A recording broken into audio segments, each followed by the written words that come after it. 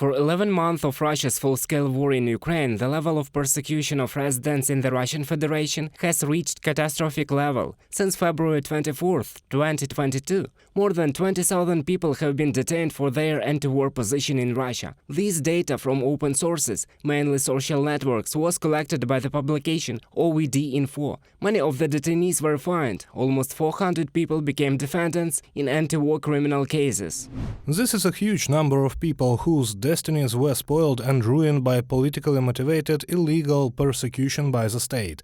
There should be no political prisoners in Russia, not a thousand, not a single person, and even more so, and ever-increasing number as is happening today.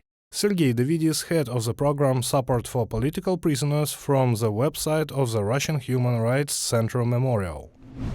6 years and 11 months in prison for discrediting the Russian army and openly speaking out against Russia's military actions in Ukraine. Alexey, Gorinov, a member of the Municipal Council of the Krasnoselsky district of Moscow, received such a term after he openly declared his position at a meeting of the council in March 2022. He became the first person in Russia who was sentenced to a real term under this article. This is not a court but a show trial. Let's start with the fact that a person is tried to expressing his evaluative opinion during the debate of municipal deputies. This is generally complete nonsense. It contradicts both the laws and the constitution. A 60-year-old Moscow deputy was charged under the article of the distribution of fakes with aggravating circumstances. According to investigators, the crime was committed by prior agreement, using official position and motivated by hatred or enmity. The least I can do is call spade a spade, Gorinov said in his last speech in court. Will 7 years be enough for me, taking into account the past, to be re-educated from a pacifist to a hawk? To recognize the ongoing special military operation not as a military conflict, war, but as a peacekeeping action that brings peace to people. To learn to deny the death of the civilian population, including children, during this operation. To call not for the cessation of hostilities, but for their continuation. We will see. Alexey Gorinov, political prisoner, from the last word before the announcement of the verdict.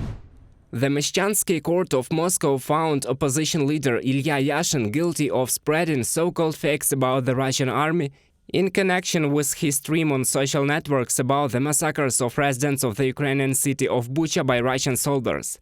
Yashin was sentenced to 8.5 years in penal colony. In his last speech, the politician thanked the judge for the open conduct of the process and called her a living person, which, according to Yashin, simply became a cog in the state machine and turned to Putin. We are called punishers and occupiers. The words death and destruction are now strongly associated with your name.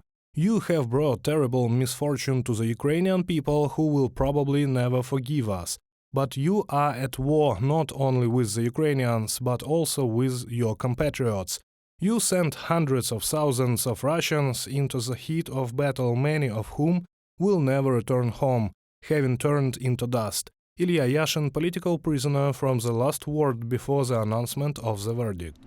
Victoria Petrova, a resident of St. Petersburg, spent 265 days in a pretrial detention center.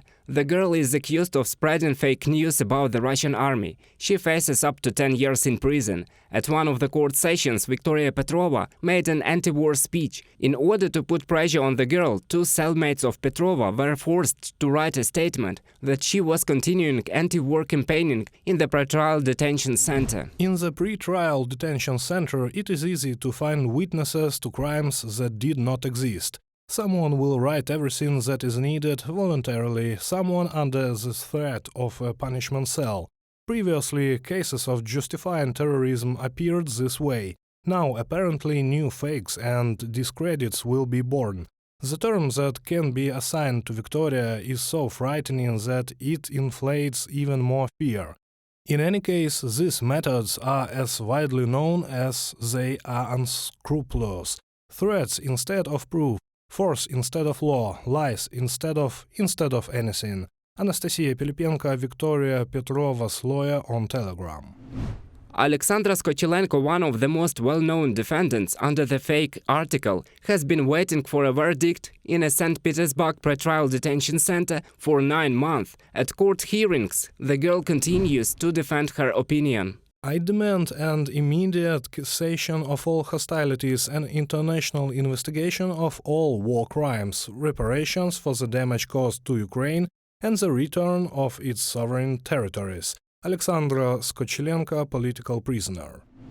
All these people are different in age, social status and profession. The only thing that unites them is that they have become political prisoners in Russia, and despite threats and imprisonment, they talk about the same thing, about human freedom. If the regime had not succeeded in suppressing Russian society and keeping it in a tight grip with repression, no doubt it would not have been able to effort this terrible war of aggression.